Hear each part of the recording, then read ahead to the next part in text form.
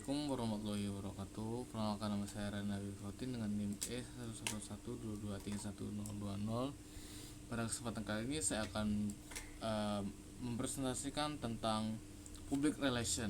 Nah, terus judul saya itu adalah penggunaan soft power budaya sebagai alat public relation politik negara Korea Selatan. Ya, langsung aja kita ke latar belakang dari pembahasan kita. Kalau ngomong tentang Korea Selatan pasti sebagian dari kita tahu kalau Korea Selatan terutama terkenal dengan K-pop, drama romantis, dan juga kosmetik mereka yang sudah terkenal gitu. Terus juga dari tren kuliner mereka yang lumayan banyak dan menggugah selera kita. Tapi ya dari semua itu, kalau kita berkaca melalui kacamata komunikasi internasional, banyak permasalahan spesifik yang melatar belakangi dari maraknya ekspansif dari budaya ini gitu. Nah, masalah yang pengen kita ambil dari apa masalah yang pengen kita ambil dari kajian atau permasalahan ini, yaitu adalah dari kesenjangan atau diskrepansi ya, yang dimana itu secara signifikan antara citra inklusif yang diproyeksikan secara global melalui Hallyu dengan realitas sosial domestik yang terjadi di dalam negeri Korea Selatan. Nah, melalui beberapa konten media yang mereka punya, Korsel atau Korea Selatan memasarkan sebagai peradaban modern yang sangat terbuka.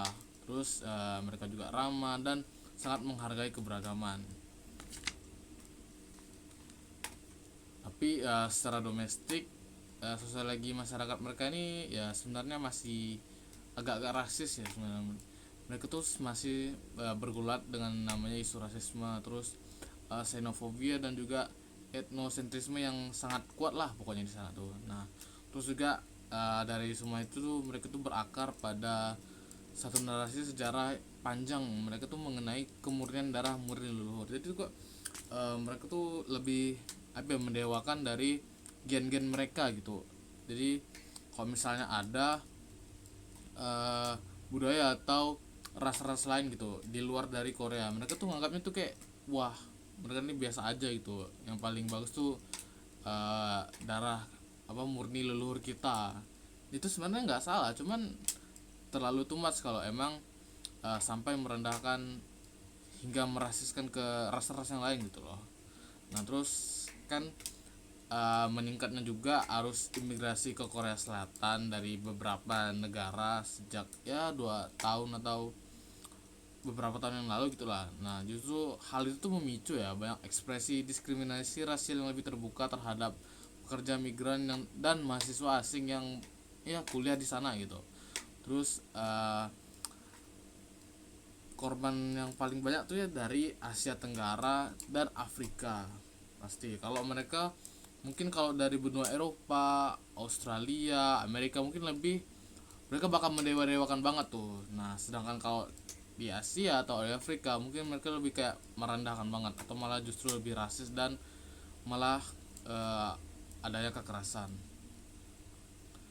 Nah, waktu insiden itu rame ya atau viral di medsos, nah publik tuh kayak marah gitu, kayak kenapa sih mereka ini gini-gini gitu. Nah, termasuk dari netizen Indonesia sendiri, mereka tuh kena dari stereotip negatif yang dimana bakal ada seruannya untuk boykot terhadap konsumsi budaya Korea. Nah, karena mereka kan Korea nih gini-gini terhadap negara kita, ya udah kita boykot nih dikit-dikit gitu. Jadi biar mereka tuh kayak tahu rasa gitu loh. Terus ini pun juga menjadi masalah serius ya atau ancaman serius bagi kredibilitas public relation dari negara Korsel. Nah, hal ini juga bakal merusak dari fondasi rasa saling percaya dan yang diupayakan oleh instansi diplomatik formal. Nah, hambatan komunikasi ini semakin kompleks akibat tantangan struktural berupa ketergantungan yang teramat tinggi pada platform teknologi global milik barat kayak misalnya YouTube, Netflix, dan TikTok tuh untuk ya memperkenalkan konten-konten mereka gitu. Terus ya membuat efektivitas pesan mereka tuh rentan terhadap perubahan algoritma. Terus ditambah lagi adanya perbedaan sistem nilai budaya dan keagamaan di negara target yang konservatif, seperti rumitnya penyesuaian sertifikasi halal di Indonesia. Terus juga menuntut strategi komunikasi jangka panjang yang tidak sederhana. Terus ada juga waktu itu secara geopolitik kerentanannya juga terbukti nyata ketika isu militer seperti penempatan sistem pertahanan rudal THAAD memicu kemarahan diplomatik dari Tiongkok yang berujung pada kebijakan pelarangan Hallyu secara masif di pasar Tiongkok. Ini sungguh kerugian sangat besar ya, di mana uh, konsumerisme di Tiongkok tuh kan pasarnya gede ya. Sayang banget kalau emang uh, adanya pelarangan dari Hallyu ini gitu.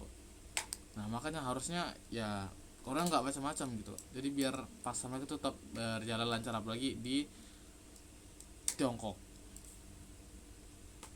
Terus kita untuk membedah dari strategi yang ada itu dengan membedah kompleksitas proses komunikasi internasional ini secara sistematis, yang kita dapat menggunakan model komunikasi yaitu SMCRE yang terdiri dari source, message, channel, receiver, dan effect.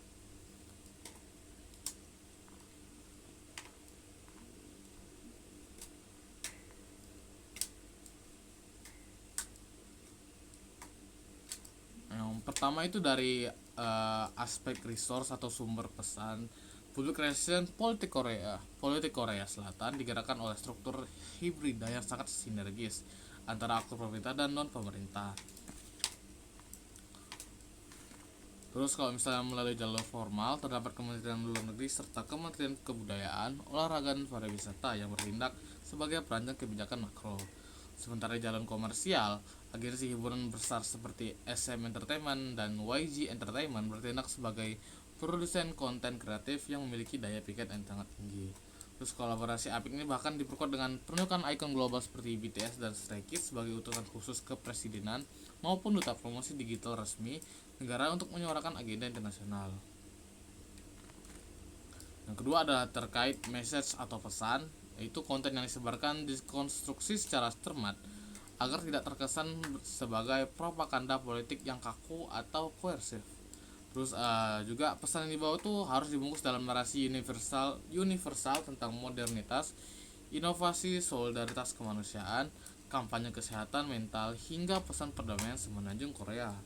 Dan juga terdapat penyisipan halus nilai-nilai sejarah dan budaya nasional Korea seperti pengenalan baju adat, bahasa Hangul, dan budaya-budaya lainnya yang berada di Korea. Terus pada yang ketiga itu ada komponen atau channel saluran, di mana Korea Selatan harus mengutamakan taktik dari penyebaran media mereka gitu. Nah, saluran yang digunakan tidak hanya berupa media sosial global yang viral saja, tapi juga mencakup infrastruktur fisik internasional seperti kantor Korean Culture Center, program beasiswa akademik jangka panjang seperti Global Korea Scholarship, hingga kemitraan bisnis lokal seperti kolaborasi YG Entertainment dengan platform Ruang Guru di Indonesia yang menyisipkan promosi bahasa dan budaya Korea secara interaktif. Keempat, ada receiver atau penerima. Nah, dari receiver ini terdapat target secara spesifik pada generasi muda digital kayak milenial dan Gen Z tentunya. Dan juga mereka kan kalau milenial Gen Z itu sangat adaptif ya terhadap hal-hal baru seperti ini. Terus nah, untuk menarik dari sini, penerima dari sini tuh nggak lagi bersifat pasif aja. Kan banyak kayak komunitas penggemar online atau fandom yang memiliki ikatan emosional kuat seperti BTS Army yang bertindak sebagai komunikator sekunder secara mandiri yang mengorganisasikan aksi sosial kemanusiaan global atas nama kecintaan mereka pada budaya Korea.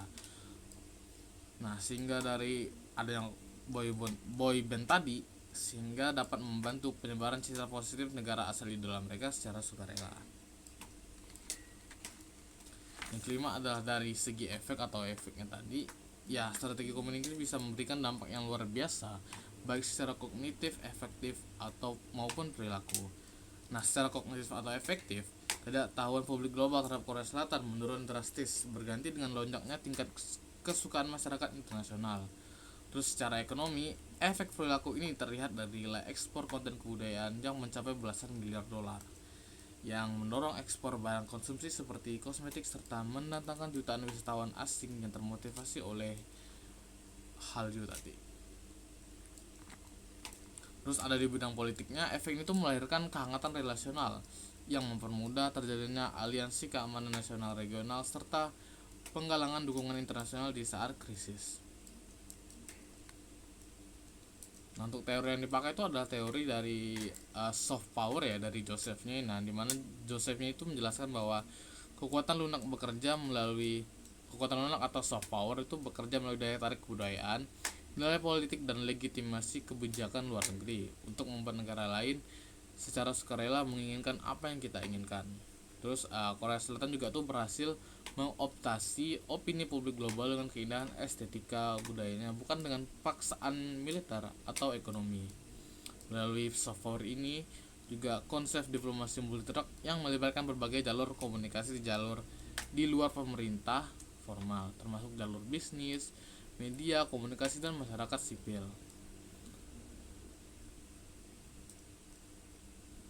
Terus ada lagi ya teori yang bisa dipakai, yaitu teori dari diplomasi budaya dari Patricia Goff, yang dimana tuh mencakup 3 pilar. Yang pertama yaitu koneksi, konsistensi, dan inovasi.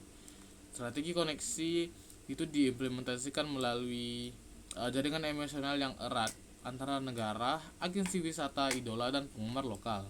Terus juga konsistensi diwujudkan dalam kebijakan budaya jangka panjang yang berkesinambungan. Sedangkan inovasi dilakukan dengan mengadopsi platform digital bermutakhir. Nah, sinergi dari ketiga pilar tadi itulah yang dapat membentuk suatu benteng reputasi yang sangat kuat. Nah, mungkin kedepannya ya ketika Korea Selatan diterpa isu negatif seperti rasisme domestik, citra positif yang telah dibangun secara konsisten di masa lalu tetap mampu bertahan dan mendominasi benak publik internasional. Dan juga kerangka ini sangat berkelindan dengan dimensi diplomasi publik dari Fitzpatrick yang membagi taktik diplomasi ke dalam aspek advokasi digital, komunikasi elit pemerintah, dan hubungan relasional jangka panjang, kegiatan promosi seni, hingga penyaluran bantuan darurat kemanusiaan. Kesimpulannya sendiri, ya penggunaan soft power budaya melalui Hallyu telah membuktikan kesuksesan besar bagi public relation politik Korea Selatan dalam mengamankan kepentingan ekonomi dan reputasi internasionalnya. Tapi kesuksesan ini dibayangi oleh tantangan rasisme domestik, ketergantungan pada platform digital asing, serta benturan nilai di wilayah-wilayah konservatif. Saran yang dapat bisa kita simpulkan itu seperti semestinya pemerintah Korea Selatan harus segera melakukan sinkronisasi citra dengan mereformasi regulasi domestik dan mengesahkan undang-undang anti diskriminasi komprehensif agar pesan inklusivitas yang mereka kampanyekan di luar negeri selaras dengan realitas sosial di dalam negeri. Juga ada untuk mereduksi ketergantungan saluran, Korea Selatan perlu mendiversifikasi media distribusinya dan membangun kolaborasi platform teknologi yang lebih mandiri agar tidak rentan terhadap algoritma yang sepihak. Oke, sekian dari saya, kurang lebihnya mohon maaf. Assalamualaikum warahmatullahi wabarakatuh.